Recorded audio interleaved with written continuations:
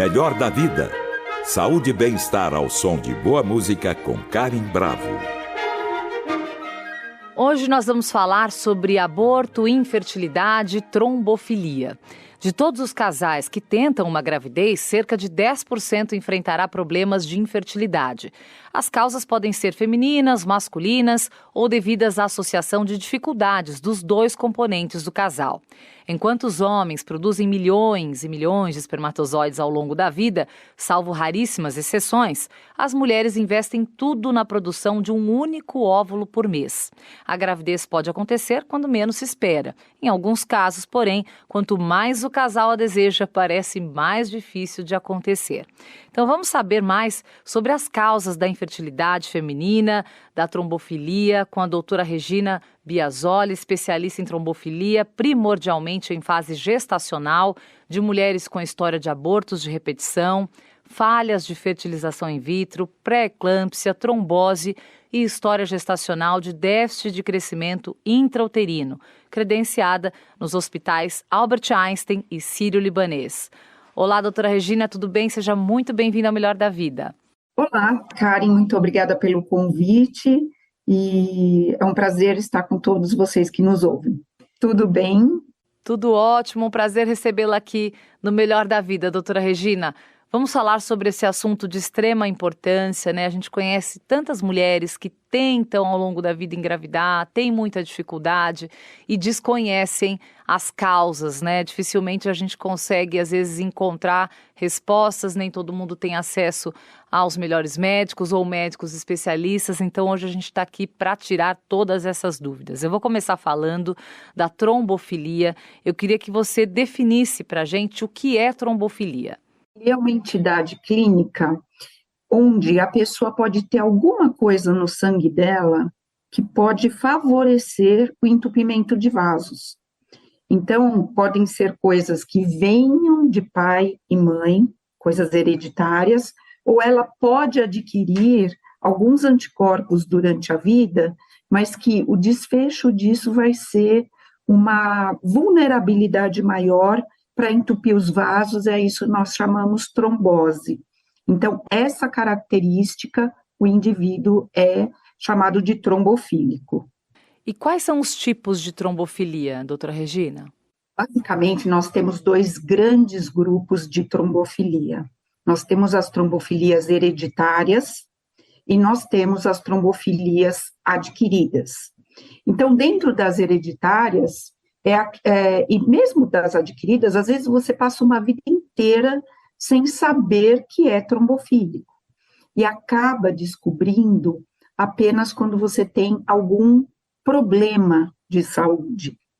Então, as trombofilias hereditárias mais conhecidas são aquelas que vêm através dos genes, onde nós temos as mutações do fator 5, da coagulação, a mutação do gene da protrombina e alterações de proteína C, S, antitrombina, do sangue, enfim, que são toda uma parte que vem de pai e mãe. E já do lado das trombofilias adquiridas, nós temos 3 anticorpos principais, que é o anticoagulante lúpico, o anticorpo anticardiolipina e o anticorpo anti-beta-2 glicoproteína 1. Então, é só para ter uma dimensão, porque os nomes são difíceis, né? Sim, mas aqui você está aqui para traduzir isso para a gente, doutora Regina. E aí eu queria te perguntar qual o impacto da trombofilia na saúde das pessoas e também qual o impacto da trombofilia na gestação, né? Quais os problemas decorrentes da trombofilia? Vamos abordar esses dois mundos separadamente, né? Então, Sim. Na gestação, o impacto é imenso. É imenso porque uma mulher trombofílica, ela fica muito mais vulnerável a ter abortos de repetição. Se ela vai para uma fertilização in vitro, que a gente chama de FIV, pela sigla FIV, ela pode ter falha nessa fertilização. Se ela engravida e a gestação acontece durante meses, ela pode ter redução do tamanho do feto, o feto ser pequeno, não se desenvolver adequadamente, e pode correr risco, inclusive, de óbito fetal em idades avançadas da gestação, além de poder propiciar problemas de pressão muito alta durante a gestação, que nós chamamos de pré-eclâmpsia. Então, na gestação, o impacto é muito importante, porque é um custo emocional para a paciente, para o casal, muito grande. E já na vida, o impacto na vida, tanto para homens quanto mulheres, é justamente a vulnerabilidade de poder entupir os vasos, né, de que a gente chama de trombose. Então, vou dar um exemplo. Se é uma trombose, a mais conhecida que a gente fala na perna, né, na panturrilha, a batata da perna. Mas a trombose pode ser um infarto agudo do miocárdio, a trombose pode ser no pulmão, um tromboembolismo pulmonar. Se esse vaso que é entupido devido a esses fatores é um vaso cerebral, pode ser um AVC, tudo é trombose, tudo é entupimento. E os nomes vão mudando conforme a localização. E o impacto é muito grande, porque, veja, quando nós falamos de AVC, falamos de infarto, a chance de existirem sequelas é muito grande, né? E lógico, com o advento do envelhecimento, você vai cada vez aumentando mais o risco dessa exposição. Melhor da Vida, com Karen Bravo. Os temas de hoje são as possíveis causas do aborto e a infertilidade, e a convidada é a doutora Regina Biasoli. E quem tem indicação de investigar a trombofilia, doutora? E, aliás, como se investiga isso, né? Porque eu acredito que muitas vezes, em alguns casos, a pessoa tem um aborto e não tem ideia, né, de que tenha esse problema. Como é que vocês descobrem quem tem que rastrear, ou muitas vezes só se descobre depois, e como que faz essa investigação? O rastreamento da trombofilia, ele é até muito fácil, porque ele é através de exames laboratoriais de sangue. Então, a obtenção do exame não é dificultosa. O nosso maior problema é poder ponderar o mundo acadêmico, o que é indicado nos guidelines, com a vida real. Então, vou te dar um exemplo. Se você teve uma trombose inesperada, você não teve nenhum motivo para ter essa trombose, você não fez uma viagem muito longa de avião, você não foi operada, não fez uma cirurgia, não está grávida, enfim. E você tem outros familiares que têm trombose, então, nesse caso, é uma indicação inquestionável, você vai ser submetida a vários exames para ver se você é trombofílica ou não. Pacientes, mulheres que tiveram abortos de repetição, são uma outra indicação de se fazer essa investigação, né? Pacientes que tiveram tromboses, também em outras fases da vida, homens, mulheres, sem que ela tenha sido provocada por um pós-operatório, mas que foi, vamos dizer, aquele entupimento de vaso do nada, né? Sim. Tem indicação, principalmente antes dos 50 anos. Mas o problema é que existe um abismo nessas questões acadêmicas e a vida real, porque a mulher que tem um aborto, ela não quer esperar o terceiro para saber o que ela tem. Sim. O casal que passa por isso sofre demais. Imagina uma pessoa que tem um óbito fetal numa idade avançada da gestação, ou mesmo que tem infertilidade, Sim. que é a dificuldade para você ter um bebê, ter a concepção. Então, quando nós mexemos nesse assunto, ele é muito sensível, porque existe um embate daquilo que o paciente está esperando da medicina e aquilo que a medicina fala que é o certo. Então, é bastante difícil, porque na maioria dos casos, você não tem indicação de investigar a trombofilia. Sim. Aliás, não se investiga a trombofilia de forma preventiva. Isso estranho, né? Muitas vezes a pessoa tem um aborto e não tem a menor ideia, né? Que esse possa ser um caminho para descobrir o motivo do aborto, né? Exatamente. E muitas vezes esse desconhecimento não é só da parte do paciente, é da parte médica também, né? A trombofilia é um tema estudado por pouquíssimos médicos e que tem um impacto populacional absurdo, né? Você vê mulheres que passam, às vezes, uma vida inteira tentando gestar, tentando ter um bebê, né? E passam de médicos em médicos, desde ginecologistas, hematologistas, esterileutas, né? Que são os médicos que fazem a fertilização, e muitas vezes não têm respostas para o seu caso. Meu Deus. Por quê? Porque hoje, atualmente, nós temos essa determinação acadêmica de não fazer os exames preventivamente. Então, o que vale muito é o bom senso do médico, é entender o momento clínico daquele casal, o quanto que é viável se continuar daquela forma ou não, ou se realmente, devido ao sofrimento, muitas vezes, do casal, indicado alguns exames, mesmo que isso vá contra uma tendência acadêmica atual, né? Agora, existe algum tratamento para a trombofilia durante a vida ou na gestação? E por que eles não aconselham esses exames para identificar? Onde que está o porquê disso, doutora? O que é alegado é que o número de pacientes em que há uma positividade dos exames é muito pequeno, é ínfimo perto do universo daquilo que seria investigado, né? Então, existe também um fator de política pública, de custo. Isso que eu ia falar, o poder público poderia entrar nessa história e divulgar essa possibilidade, porque muita gente desconhece, né? Conhece. Então, nós levamos a informação, mas existe esse embate realmente, né? Então, você leva a informação da trombofilia, mas ao mesmo tempo a medicina atual não indica que se façam exames investigatórios preventivos.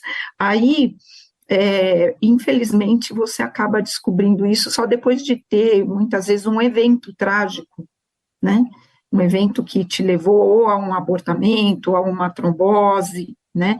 Então, eu acho que a gente, assim, tem linhas de raciocínio, tem a ciência que a gente tem que respeitar profundamente, mas tem também o bom senso do dia a dia, né? Sim. A convidada de hoje é a doutora Regina Biasoli, especialista em trombofilia. Houve também um registro de aumento de casos de trombose em pessoas jovens, em pessoas que não são obesas, não são sedentárias, não são fumantes, que são, às vezes, ou que não têm uma questão genética envolvida. E muito se falou da possibilidade de ser uma complicação pós-vacinação. Vamos deixar claro aqui que todo mundo é a favor da vacinação, que as vacinas são confiáveis e que todos nós devemos nos vacinar, mas que cogita-se a possibilidade da vacina poder levar ou aumentar o risco de uma trombose. Isso está sendo estudado, doutora? E já foi bastante estudado, inclusive. Nós temos aqui dois adventos, né? A Covid, que por si só, o vírus, ele é capaz de provocar em alguns organismos a formação desses anticorpos que são, que favorecem a trombose. Então, o vírus por si só já pode causar esse estrago. E na outra mão, a vacina ou as vacinas desenvolvidas dos diferentes fabricantes para amenizar o quadro da Covid, nós tivemos 2 marcas que ficaram muito atreladas a eventos trombóticos, né? Tanto é que elas foram retiradas, não estão mais sendo indicadas nesse momento no padrão que elas estavam sendo feitas, porque foi uma realidade muito estudada, a trombose pós-vacina e a trombose pós-Covid. E quais foram essas que deixaram de ser indicadas por conta deste problema especificamente, doutora? No auge da pandemia, as 2 que apresentaram problemas de trombose foram a AstraZeneca e a Janssen. Sim. Então, hoje nós temos um predomínio total da Pfizer, né? Então, mesmo a vacina bivalente, ela é Pfizer, e nós tivemos a contraindicação, inclusive, nos meus pacientes em especial, né, de trombose, eu tinha que ter esse cuidado adicional, né, de contraindicar esses fabricantes pelo risco aumentado de ter um desfecho trombótico lá na frente. Sim. E após esses eventos trombóticos, né, as pessoas que tiveram uma trombose, onde quer que seja, se foi no pulmão, se foi um AVC, enfim, quais são os cuidados essenciais? O que a pessoa não pode fazer?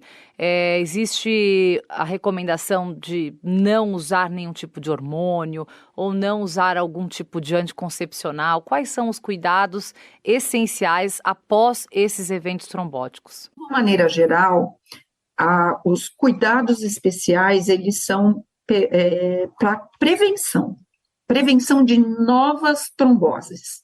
Então, vamos lá, hormônio feminino, principalmente aqueles à base de estrógeno, eles são conhecidamente trombóticos. Então, uma mulher que tem uma trombofilia ou que já teve um evento clínico de trombose, a parte hormonal vai estar contraindicada. Então, isso é fato, principalmente anticoncepcionais durante a fase fértil dessa mulher. Mas, de uma maneira geral, o mais importante é que se façam prevenções nas situações de risco. Então, viagens longas de avião. Então, a prevenção é sempre, quem tem esse risco aumentado, sempre viajar com meias elásticas, de média compressão, ter uma preocupação muito grande com hidratação, sempre que for viajar de avião, viagens longas, já subir hidratado, já beber água durante o voo, porque isso é muito importante para manter a saúde circulatória do sangue. Outra situação de risco é situações em pós-operatórios. Então, as cirurgias, de uma maneira geral, elas favorecem muito a probabilidade de um evento trombótico. E algumas mais e outras menos. Então, se por um lado cirurgias ortopédicas e cirurgias plásticas lideram o ranking das cirurgias que mais podem eventualmente provocar trombose, todas as outras cirurgias não podem ser desmerecidas e também vão precisar de proteção. Essa proteção em pós-operatório de indivíduos trombofílicos, ela é feita através de injeções de anticoagulantes. Anticoagulante é uma medicação de uma forma fácil de entender que afina o sangue. Então, essa medicação ela vai propiciar que o período pós-operatório daquele paciente se minimize os riscos de uma trombose. E assim como meias elásticas também, pós-operatório, a deambulação precoce, que é andar precocemente, que é o movimento, porque todo paciente que opera e fica muito parado, muito imobilizado, ele favorece um evento trombótico também.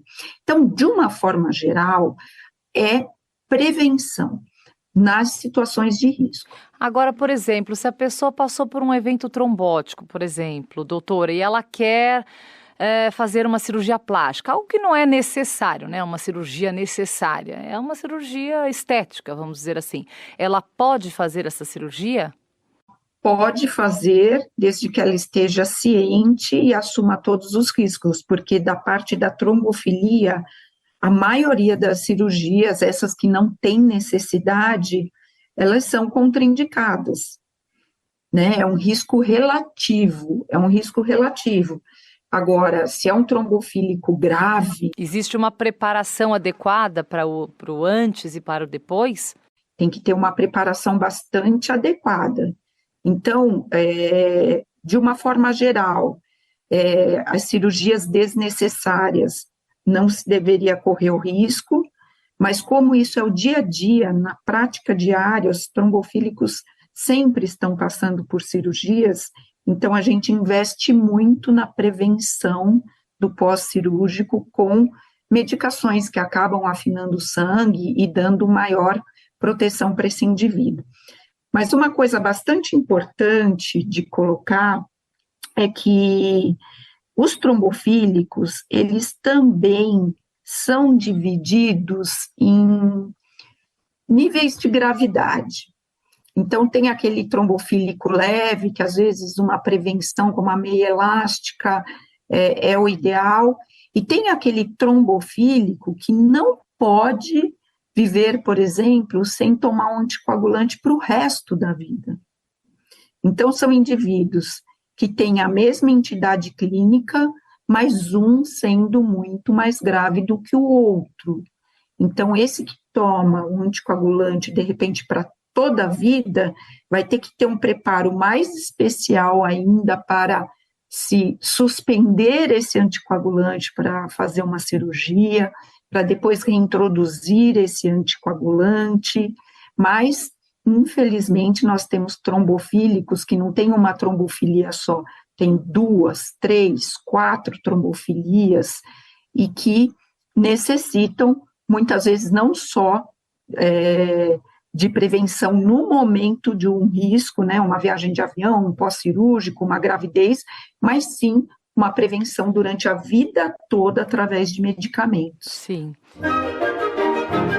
Melhor da Vida, com Karen Bravo. A convidada é a doutora Regina Biasoli, especialista em trombofilia. Doutora, outra pergunta. Além da trombofilia, né, quais são as principais causas da infertilidade feminina hoje? A infertilidade, ela é multifatorial. Então, a trombofilia, ela é apenas uma parte dos pilares que podem ser a causa de uma infertilidade feminina. Mas é muito importante a gente lembrar da parte hormonal e da parte anatômica, porque às vezes há um desequilíbrio hormonal naquela mulher, ela não consegue engravidar, muitas vezes ela tem um problema anatômico nas trompas, um problema anatômico uterino, que impede dela engravidar, e às vezes o problema não é na mãe, mas sim com os espermatozoides paternos. Então, se a mulher é toda investigada e nada foi encontrado, realmente é necessário que se faça uma investigação também da parte paterna. A endometriose também é uma causa importante para a infertilidade feminina? Como é que se caracteriza essa doença, doutora? A endometriose é uma patologia da área da ginecologia, e eu percebo que muitas pacientes chegam para mim já com essa entidade, inclusive tratada. É como se fosse, de uma forma mais fácil de entender, uma inflamação crônica no endométrio daquela paciente, que é a camada de dentro do útero.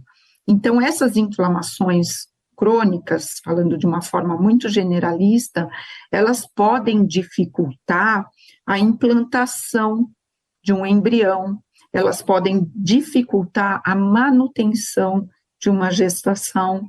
Então, muitas mulheres acabam precisando chegar até numa cirurgia, porque a endometriose muitas vezes não está localizada, apesar do nome, ela não está localizada só a nível de útero, lógico que um ginecologista vai ter muito mais propriedade do que eu para falar, mas ela pode se localizar em outras partes do abdômen e mesmo assim ela atrapalhar a concepção. Então é necessário tratamento mesmo e muitas vezes esse tratamento é cirúrgico. Sim. Bom, então o que é importante a gente deixar claro aqui, porque esse é o viés, né? Então a pessoa realizou exames iniciais, fez o espermograma do homem, fez a avaliação anatômico-funcional do aparelho reprodutor da mulher, não encontrou absolutamente nada que justifique, a pessoa passa por um aborto, 2, 3, enfim, a quantidade que for. A trombofilia é, sim, extremamente importante ser investigada, porque pode ser uma possibilidade, né, dessa condição de não conseguir evoluir uma gestação. Sim, se casos de abortos de repetição, falhas de fertilização in vitro, sim, a trombofilia, depois desses eventos, ela deve ser investigada, sim. Ok. Bom, foi muito bom, nós conversamos com a doutora Regina Biasoli, especialista em trombofilia, primordialmente em fase gestacional, de mulheres com história de abortos de repetição, falhas de fertilização in vitro, pré-eclâmpsia, trombose e história gestacional de déficit de crescimento intrauterino. Doutora Regina, foi um prazer recebê-la aqui no Melhor da Vida. Foram dúvidas muito importantes que nós colocamos aqui em questão. Eu agradeço muito a sua participação e até a próxima, doutora. Obrigada, viu? Obrigada a você e a todos. Tchau, tchau. Tchau, tchau.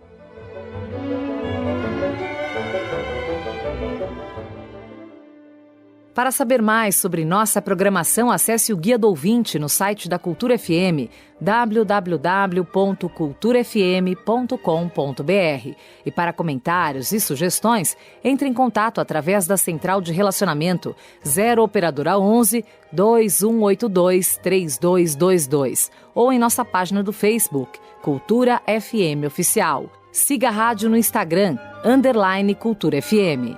Nossos programas também estão disponíveis em podcast. Procure por Melhor da Vida na plataforma de sua preferência. Trabalhos técnicos Wagner Freitas. Apoio de produção Isaac Silva. Produção Viviana Morila. Melhor da Vida.